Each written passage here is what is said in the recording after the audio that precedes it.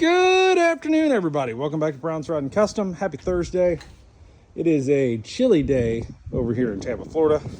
It's probably in the 40s, and with the wind, it's very windy today. The wind chill is down to like 30 something. It's ridiculous for Florida.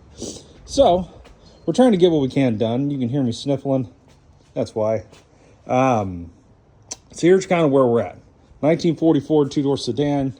For those of you that don't know, we are installing a vintage air conditioning system into this car.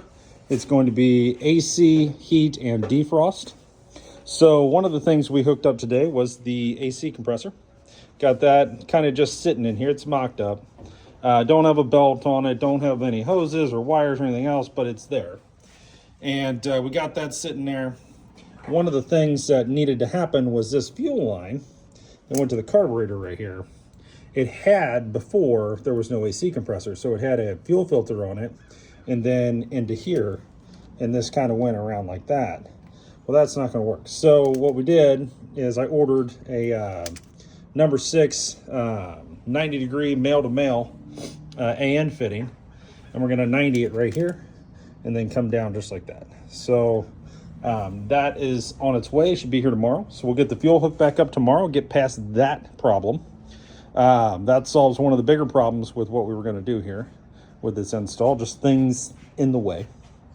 The next thing that we're doing is we went ahead and clamped this fender to where it's going, so that now we can mount our condenser with our lines right here and get all of that secured to the radiator and where it's going to go.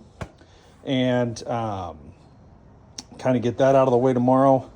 The dryer, we're going to go ahead and mount that tomorrow, and probably start figuring out the actual box inside of the car. Big Ron's reading over the directions right now and figuring out what we need to do. None of this is too terribly hard. It's just, you just got to do it, and right now it's just finding time. But we did pick up yesterday the nylon mounting rods, these guys, to mount the condenser through the radiator.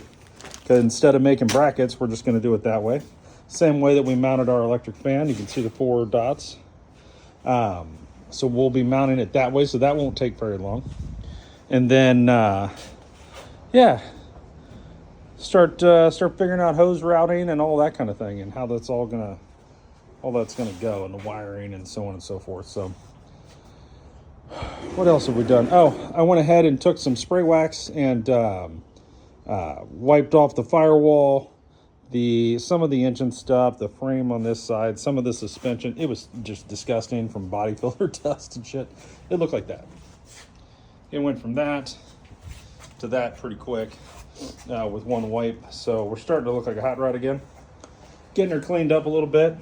Now this is the color. This is the BMW Jet Black 2 that this car is going to be. So it gives you an idea. It's very, very black. Not the same clear, but the same color. So the clear will be a little more wet looking and deeper, we believe. So really good wet European clear. Really high dollar stuff we're putting on here. So that should be fun. But again, hoping in the next 30 days to paint this car that color. So if that all works out, that's amazing. The car right now is completely blocked. We need to get the AC installed and then tape all this off and then heavy prime the body and then heavy prime the fenders, the hood, all of that, and do some prep work, do some undercoating. We're going to do the Raptor bed liner on the underside of the front fenders and rear fenders, wheel wells, inner fenders. That'll all be done. So all of this will be Raptor bed lined. Got to get all that done. And that'll look fantastic. That shit looks great. It goes on so good. We already did the running boards. So really, we're not that far off from painting this. It's going to be final prime, block, and shoot it. That's kind of where we're going to be. So that'll be exciting. We're going to paint it here in the garage, which will be fun. We're going to make ourselves a paint booth in the garage here, and we'll bring all that to you guys as well. Should be a lot of fun. So stay tuned. I am doing a how-to step-by-step on how to install this kit. It'll be out, probably in a week or so. It'll be a longer video. Be ready for that, but it'll show you everything from the day we brought it home to how much everything cost, piece by piece. The differences that we found in the generations of the vintage air units, size-wise, as also as feature-wise, and how we installed it in this car, which should give you guys a pretty good idea how to do this at home, because quite frankly, the place where we bought this kit, they had a 67 Chevelle blue sitting in there that they were doing some wiring stuff. I think they put a radio in it and a shifter, I think it was. Roadrunner. It was Roadrunner, not Chevelle. Roadrunner. 6970 Roadrunner. My bad. Blue, but they weren't like putting a wiring harness in it. They were fixing the wiring existing, and they were testing it and stuff when we were there. But I saw the invoice for it, and that just for them to do those few things was almost $10,000. I mean, guys, Jesus Christ. If I had to pay whatever the hell they're charging to build that fucking truck, I'd have to sell it for $300,000. That's no joke. So, lose your ass. So, interesting. But this would give you guys a really good idea how to put one of these into a street rod, right? A Builder's Series Vintage Air into a street rod. And we will do a how-to when I do the Sure Fit Vintage Air kit into the Apache. We will do that as well, so you guys can see that. And it's the same kind of deal, but different. That's actually made to bolt right into that truck, where this is, you got to make it fit, right? That's kind of the difference. So something else of note that I thought you guys might find interesting.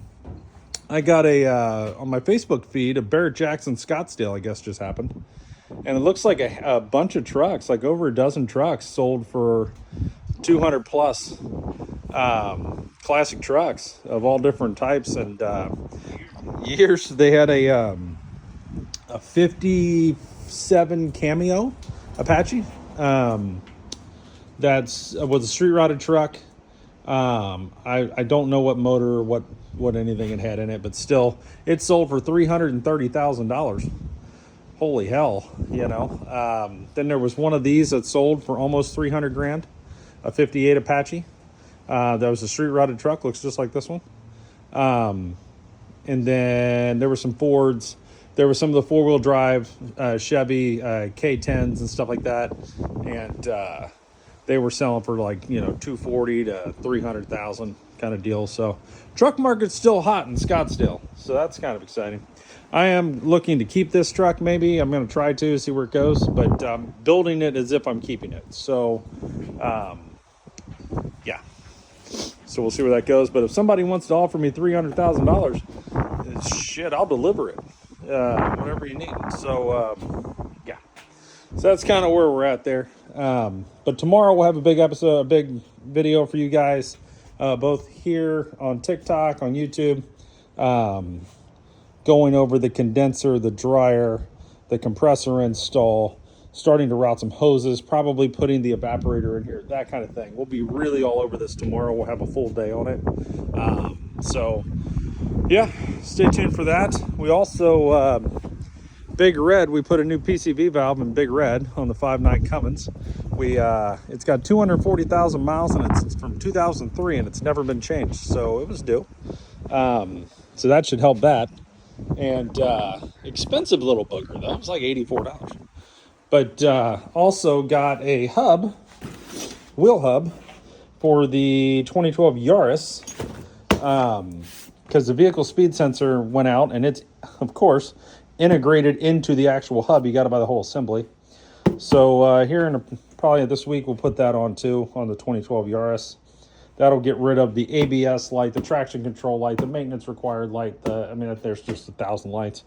I put a belt on it last night, new belt, Gates belt, and that made it not scream like a witch, so that was good. But lots of things happening here, guys. Really appreciate all of you. Thanks for watching. You want to support us, just hit subscribe, like, watch the videos. Best way to do it. See you guys tomorrow.